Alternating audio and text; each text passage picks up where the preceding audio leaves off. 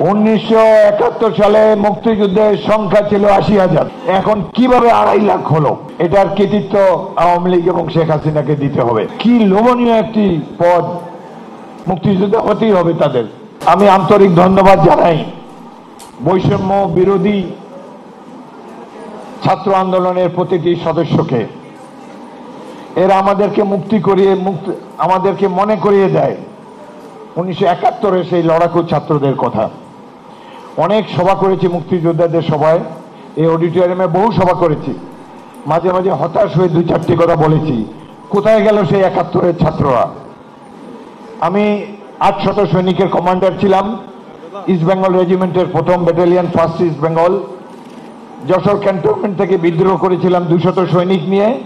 তারপর যশোর কুষ্টিয়া অঞ্চল থেকে 600 ছাত্রকে রিক্রুট করে আমার ব্যাটালিয়নের সৈনিক বানিয়েছি। 1 মাস ট্রেনিং দিয়ে এই 600 জনকে নিয়ে রণাঙ্গনে লড়াই করেছি। এই 600-100 জীবন দিয়েছে রণাঙ্গনে। স্বাধীনতার পর আর এই সব ছাত্রদেরকে দেখি নাই।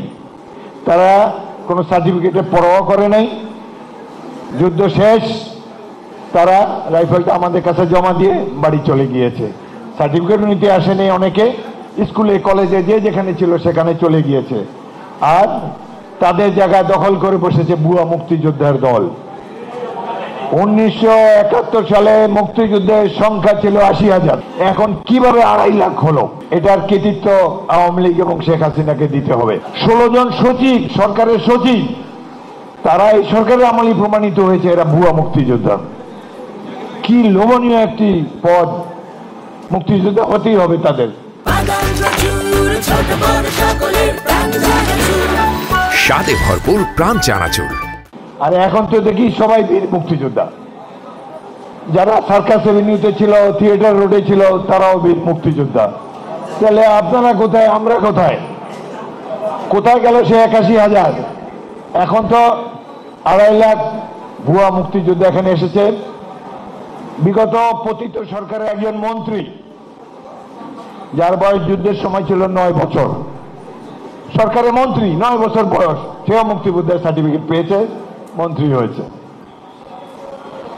কালকে টেলিভিশনে দেখলাম, মেঘনা পাহাড় থেকে এসেছি, গ্রামাঞ্চলে 10 ঘন্টা গাড়ি চালিয়ে এসেছি। টেলিভিশন দৃশ্য দেখে আমি অবাক হয়ে গেলাম, কোন বাংলাদেশ আমরা দেখছি?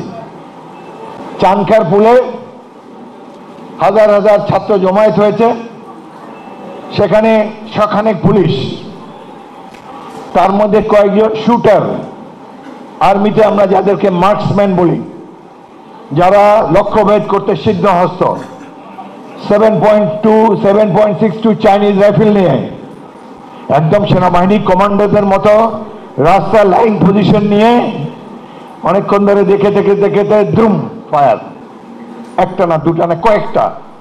এবং যখনই লক্ষ্যভেদ করে একজন ছাত্রের বুক বিদীর্ণ হয়েছে, তেমনি লাফিয়ে উঠে উল্লাস করছে। এই দৃশ্য দেখার আগে দেশবাসী, আমরা কি করেছি? কোথা থেকে গজালো এইসব দুর্বৃত্তরা? পুলিশ, তারা, এদের কাছে সামরিক বাহিনী LMG, MG, 7.62 রাইফেল কে দিয়েছে? এই হাসিনার সরকার দিয়েছে।